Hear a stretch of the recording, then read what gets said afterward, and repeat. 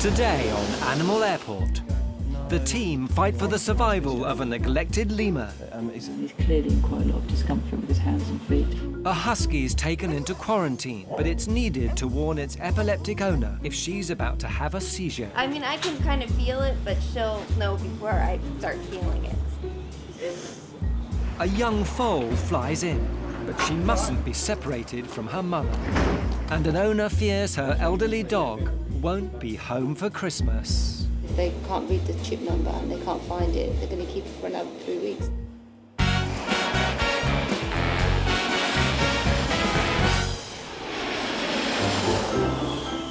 With nearly 500,000 flights a year, Heathrow is the busiest international airport in the world.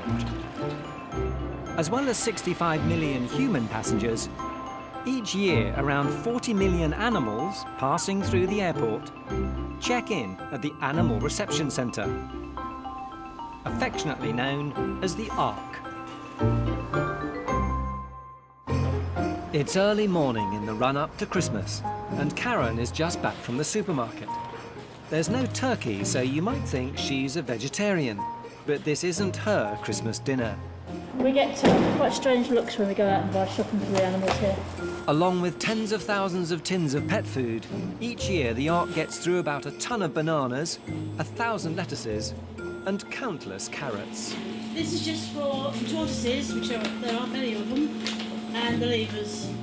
There are Madagascan ring-tailed lemurs at the Ark. This has been their home for the past 2 years, after they were taken by police from an owner who allegedly didn't have a license to keep them. Lemurs! Hi, guys!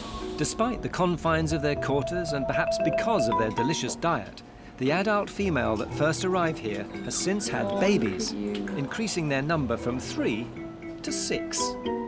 When they came here, there was mummy, daddy, and a daughter. And then they had another one, and then they've had the twins. So they've produced a nice, lovely family since they've been with us. The staff resist getting over-sentimental about the animals in their care, and they've still not given the lemurs names. But the length of their stay has seen most of the team grow affectionate towards them. They're thinking they're going to get some treaties. They may do. See how I feel. What started as an ordinary day could turn out to be quite extraordinary. There are rumours another ring-tailed lemur has been found roaming around Tooting, London. Coming over, someone's found a lemur somewhere. No one's reported it missing, and apparently Tristan said someone's bringing it to us. Can you find out where it's come from? I think somebody phoned up saying it was escaped somewhere. Near London Zoo? Maybe they lost one. No, all the zoos have been found. Oh. So we know it's not from them. a zoo or Private collection. private collection. Unless, well, not registered private collection. Yeah. I wondered if it was a wind-up. Yeah. Is it? That's why I say wait until it gets here. You have to see it to believe it. Chris has no time to think about what might be happening later. He's out on the tarmac. Most animals arrive in the UK in the aircraft hold, but he's checking the paperwork on a dog that's travelled in the cabin with its owner. We get assistance dogs for detecting seizures, things like that. We get owners as well which have anxiety, panic attacks. So having an animal with them will calm their nerves if they've got, problems with flying or things like that. Coming off a flight is guide dog Becky, along with her owner, Ragnhild. How you doing? I'm going to have to check the paperwork first for the dog. Thank you very much. Last year, more than 80 assistance pets flew into the UK in the cabin of the aircraft. He's been travelling a lot. I see that. Yeah. Got a pretty full passport. Becky's paperwork is in perfect order, so all Chris has to do is check her microchip and she's free to go. Good girl. Enjoy your stay. Have a good Christmas. All right, thank you very much, sir.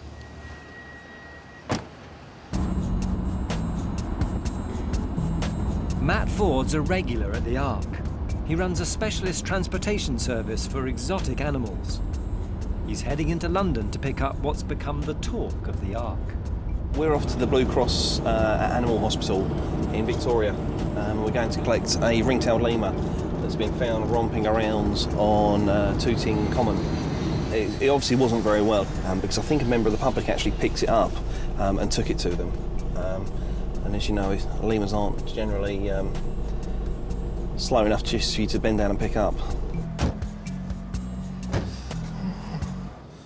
But when the lemur's desperate condition becomes apparent, excitement turns to anxiety. The lemur is still showing signs of hypothermia.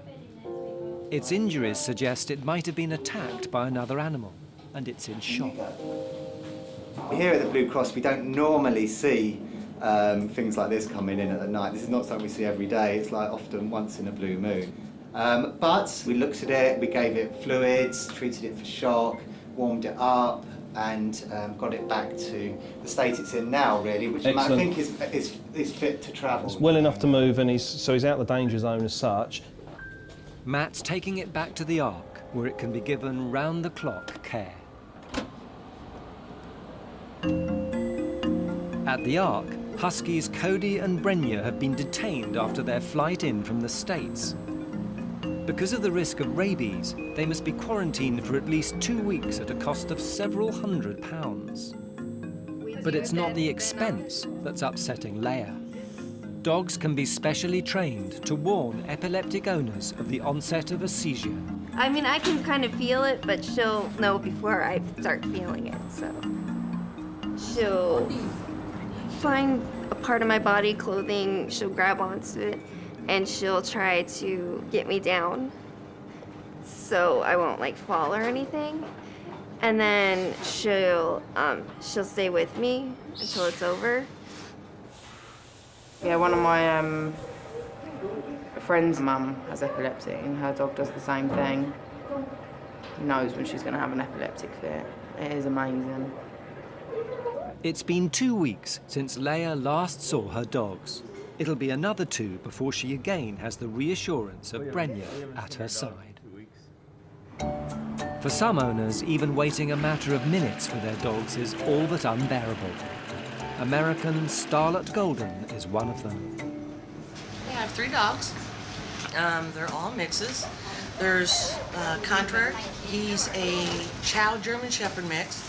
Then there's Wookie, which is a Schnauzer Yorkie mix. Then there's Attitude, which is a Welsh Corky Jack Russell mix. It's been a full week since I've seen them, so I'm getting kind of antsy. I want my puppies. They're my Christmas present right now. Just being able to get my dogs and have them with me will be Christmas for me. The dogs are cleared to leave, and there's an enthusiastic reunion in prospect.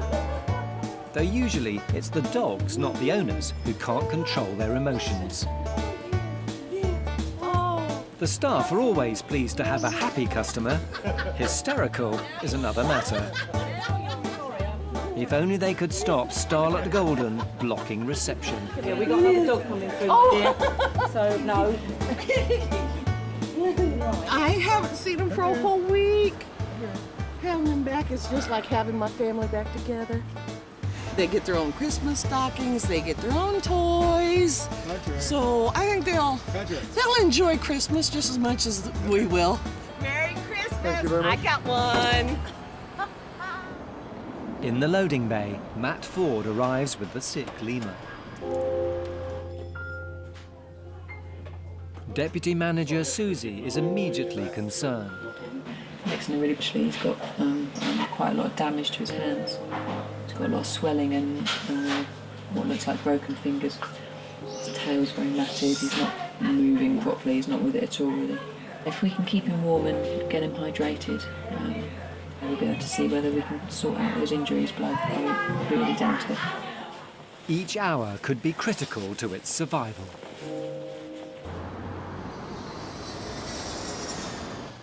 It's early evening at the Ark.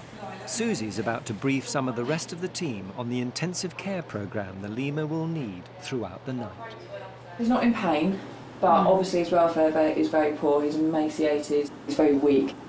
It really needs to be on 40 mils every 3 hours, right? Okay, which is 4 of those big syringes. Yeah. Okay. And I need to know exactly how much fluid it's had. He's probably only got a 20% good prognosis. It's quite sad to kind of see him kind of all curled up and really poorly, really. It's a bit disheartening. He doesn't look very well.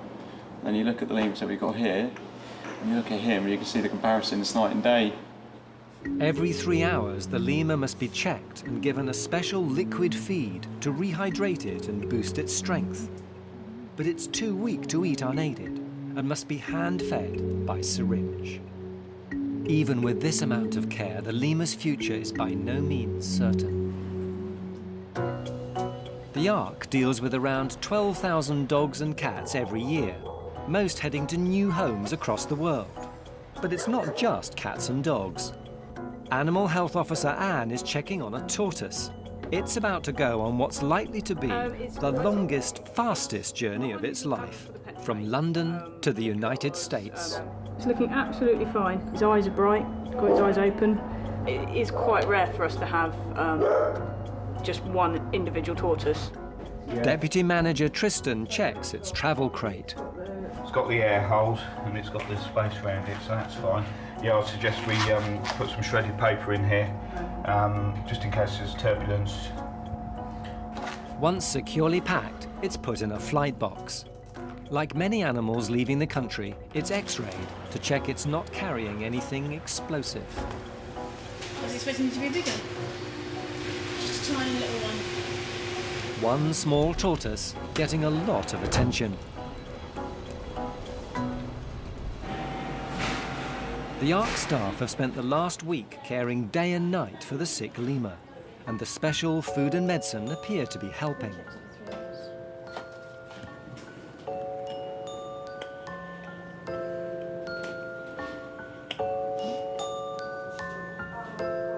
It's one of the rare cases when Susie has allowed herself to become emotionally involved. We've got the vet coming any minute now to come and assess the lemur, and today's the day we make a decision as to whether we're going to really carry on with this. If he's made enough progress that we can really see that he is going to get better and, you know, have sort of really good welfare in the future, or if we're going to call it a day. So it's going to be a difficult decision to make, but yeah, it'll be sorted in a couple of hours, one way or the other. Susie got involved with it from the very beginning, so it's perhaps what might have affected her more. I think most people are quite pragmatic about these things, so if the vet says something should be put down, they'll go along with that. Today, the lemur's fate hangs in the balance. Steve the vet will decide its future. First, he must remove the lemur from its cage. At least it now has enough strength to attempt to stay in the comfort of its box. He wants a little more space to check its vital signs and see how well it's able to move around. The examination is less stressful if fewer people are watching.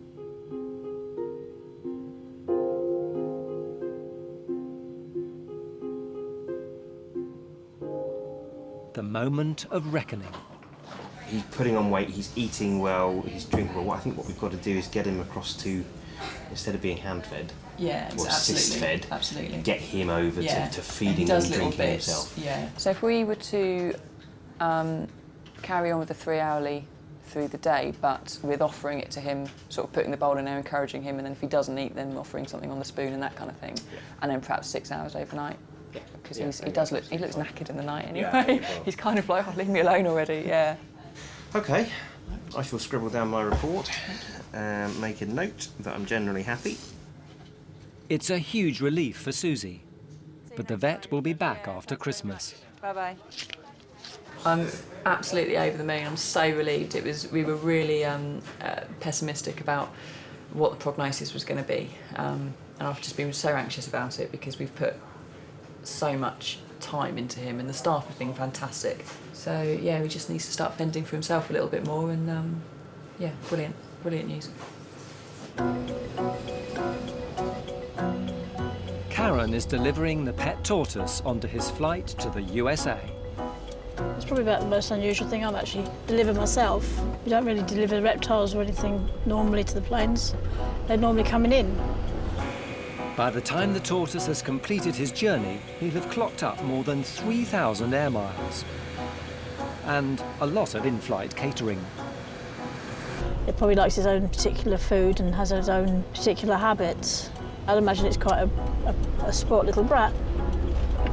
In 6.5 hours, the tortoise will be stateside and on his way to a new home. Tiny, it's only about this big.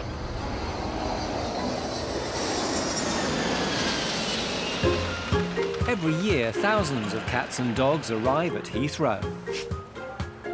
Each must have a pet passport and a readable microchip underneath its skin.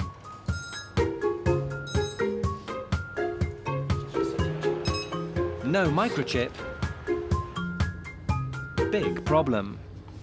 It seems this is just what's happened to 2 passengers from Larnaca, Cyprus. Their dog appears to be missing his microchip. To be honest, they do sometimes go wrong, and so sometimes there's an error in there. I'll go over again for there now and just try again, okay?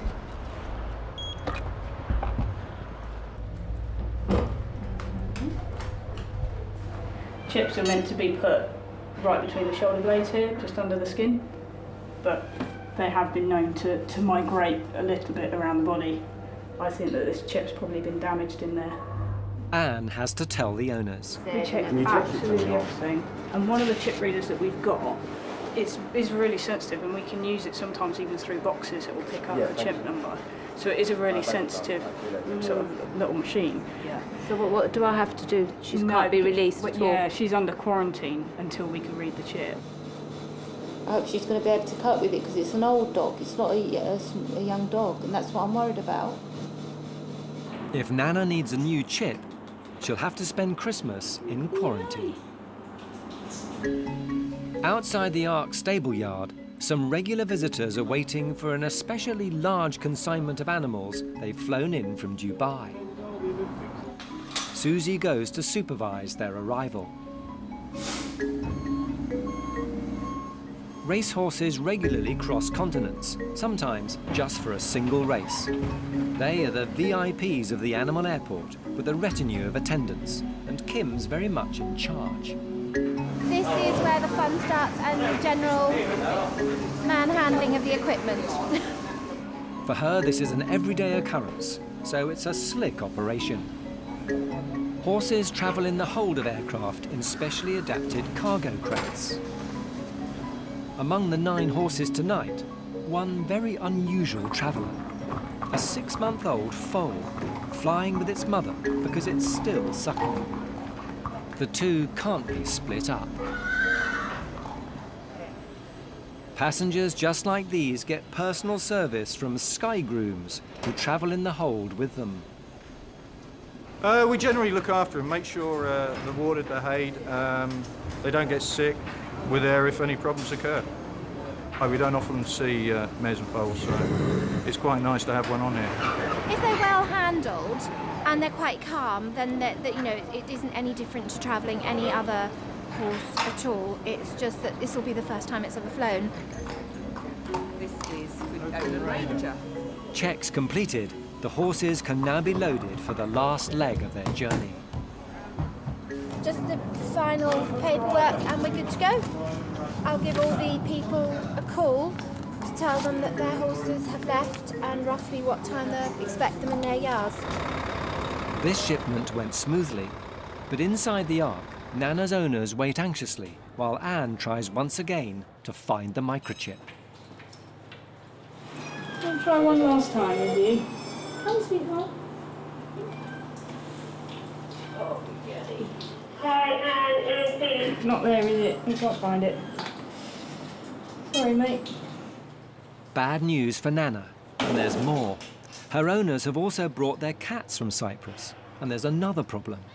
My colleagues just said to me that in the passport, one of the cats, for the rabies vaccine, they've not stamped the vaccine. An urgent call to the vet is needed. Hi, Anthony, we've got another problem. On one of the cats you never stamped for the rabies, you signed it, but you didn't stamp it. Whose one it is? I've got Olivia. Mitzi. It's Mitzi's. She's going to email it to you, and you can stamp. Yeah, she could just. And you can stamp it and then rescan it in and send it back to me. Yeah. Okay, and then the cats can be released. Yeah. For once, it's not long before her cat's updated paperwork arrives. So it's just to confirm that the vaccine for the rabies was done, and then she stamped and signed it, so that's exactly what we needed. So that's good, so I'll take a photograph of that. But with one problem solved, there's still the matter of Nana's missing microchip. Anne has no choice but to send Nana into quarantine. They would then put a new chip in her and then give her a rabies vaccine, and then she'd just have to wait 3 weeks, 21 days from the vaccine date, and then she'd be able to leave. 21 days means Christmas without Nana. They leave with their cats, but the law prevents them even being allowed to see Nana before they go. Mitzi? Hello, sweetie. It's lovely, but I'm just in a daze. I'm really upset about the dog. Nana will be in quarantine until the new year. Christmas Day at the Ark. Working the festive shift, Michelle and Anna. Christmas dinner in the oven. Before Christmas dinner, it's time to feed the sick lemur, which now has an open wound on its tail. You need to stop licking that, mister. I'm not laughing at you. The indications are mixed. He's more alert, but he's still not feeding himself, and he's refusing his regular lemur food. It smells nice. It's mango. You like mango? He's got more energy and is moving about, but it's of scant encouragement when he only accepts a little yogurt from a spoon. Is that good, mate? With relatively few arrivals, there's time for a full Christmas lunch. Happy Christmas, darling. Happy Christmas. Cheers. Ching ching. Ching ching.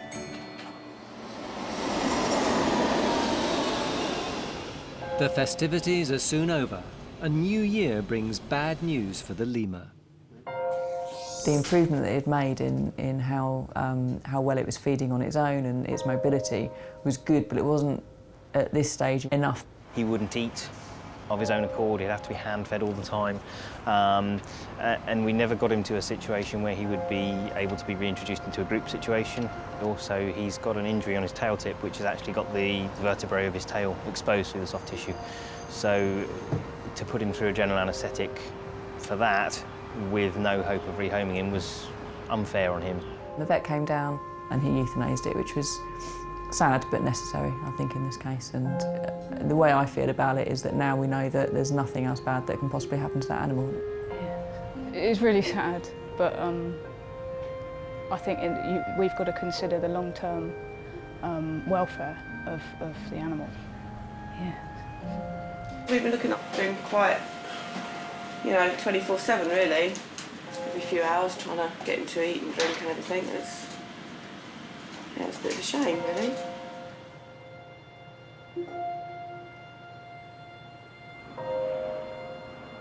It's a sad moment for the team, but normal service must be resumed.